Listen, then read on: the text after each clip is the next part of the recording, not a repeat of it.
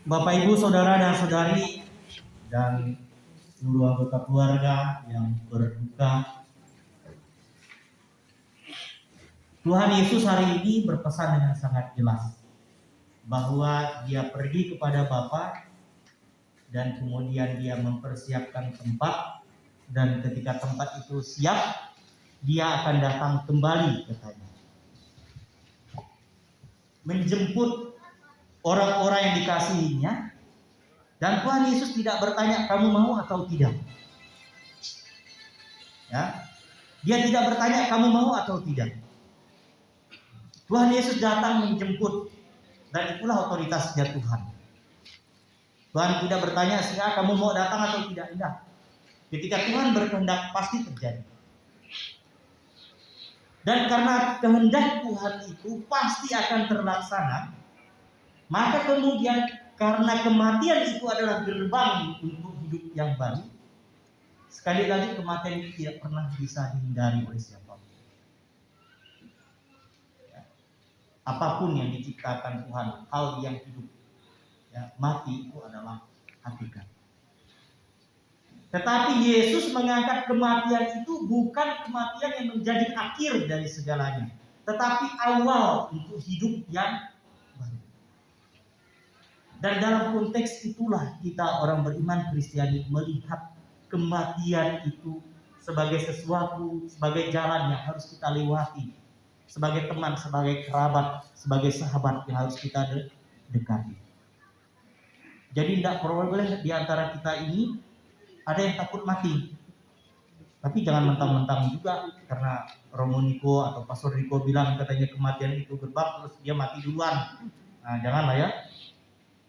Mati yang Tuhan Yesus kehendaki itu adalah mati ketika mati mengorbankan atau mati memberikan diri. Mati yang bernilai, mati yang bermakna. Mati yang terjadi seperti Yesus mati di kayu salib, mati karena mencintai. Ya, ini bukan hanya sekedar mati loh. Yang kita bicarakan ini bukan sekedar mati, tapi mati yang ada nilainya.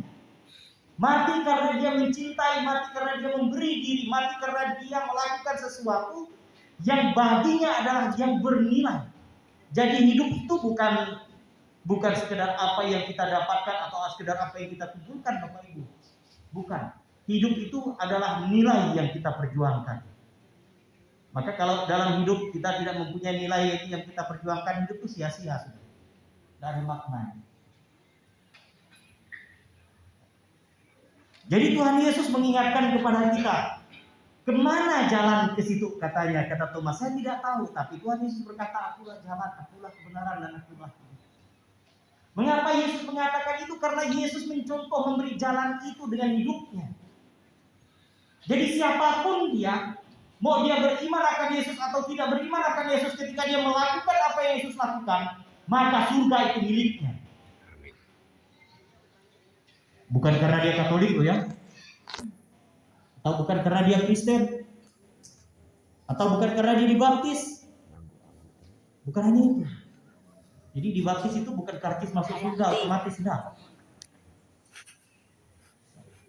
Tetapi hidup sesuai dengan apa yang Yesus lakukan, karena Yesus adalah jalan kebenaran dan hidup katanya. Ikut dia. Karena itulah pekerjaan kita adalah mengikuti Yesus. Maka Tuhan Yesus bilang kan, setelah perayaan kapan sebelum Paskah itu dia katakan, kalau aku guru dan Tuhan melakukan ini, mengapa kamu tidak? Katanya kan, diam. Dan itulah pekerjaan kita, Bapak Ibu Saudara dan Saudari terkasih. Sebagai seorang beriman Kristiani, kita harus memberikan diri. Saya dengan cara saya sebagai seorang imam, Anda kalian dengan cara Anda kalian sebagai orang tua, sebagai suami, sebagai istri. Mari kita manfaatkan kesempatan yang Tuhan berikan setiap hari untuk memberikan diri, untuk melakukan hal terbaik. Ya, kadang-kadang ya kita nih terlambat, kadang-kadang enggak. Kalau udah mati, kalau udah ada ini baru kita ingat, oh ini baiknya luar biasa, atau ini tidak baiknya luar biasa. Kadang-kadang seperti itu. List kebaikan itu keluar semua, tapi masih hidup kita lupa untuk melihat itu. Ya. Maka Tuhan meminta kita menghadirkan kerajaan Allah sekarang saat ini dalam kehidupan kita. Ketika kalian melakukan hal yang terbaik dalam hidup, terus memperjuangkannya, terus melakukannya. Tentu kalian bisa berkata kepada saya, pastor, itu tidak mungkin. Tidak ada yang tidak mungkin untuk Tuhan. Tapi sulit, iya. Karena tidak ada barang berharga didapatkan dengan mudah. Kalau didapatkan dengan mudah itu namanya mencuri dan merampok. Tetapi kalau mau diusahakan, maka setiap hal yang berharga dan bernilai harus diusahakan dengan keringat, dengan jerih payah, dengan air mata, dan bahkan dengan nyawa sekalipun, seperti yang Yesus lakukan. Mati dia untuk kita, supaya kita memperoleh hidup, supaya kematian itu tidak jadi jalan akhir, tetapi jalan awal untuk hidup yang baru. Oleh karena itu, apa yang dikatakan oleh Rasul Paulus hari ini mengingatkan kepada kita supaya kita tidak tinggal dalam duka seperti orang yang tidak beriman, seperti orang yang tidak punya pengharapan bahwa kematian itu adalah akhir dari segalanya. Kubur bukan akhir dari segalanya, atau kremasi bukan akhir dari segalanya. Itu akhir dari fisik kita, ya. Tapi awal dari kebersamaan kita dengan Sang Pencipta. Dan untuk itulah kita harus melakukan itu sedikit demi sedikit, perlahan-perlahan, ya kan? Kita bangun relasi kita dengan Tuhan dalam perbuatan, dalam tutur kata kita, dalam keseharian hidup kita. Mulai dari keluarga-keluarga kita masing-masing.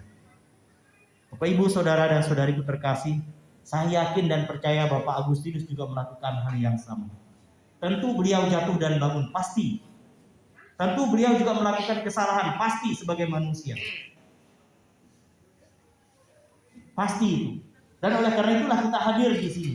Kita mohon kepada Sang Pencipta untuk mengampuni segala dosa dan kesalahannya. Berharap bahwa mereka yang telah dipanggil mendahulu kita berdoa terus-menerus memberikan kekuatan kepada kita, supaya kita bisa melalui jalan itu. Jalan yang telah Tuhan Yesus tunjukkan, yaitu jalan kasih. Jalan salib. Jalan salib itu adalah jalan pengabdian, jalan pemberian diri untuk orang yang Tuhan titipkan dalam kehidupan kita masing-masing. Amin.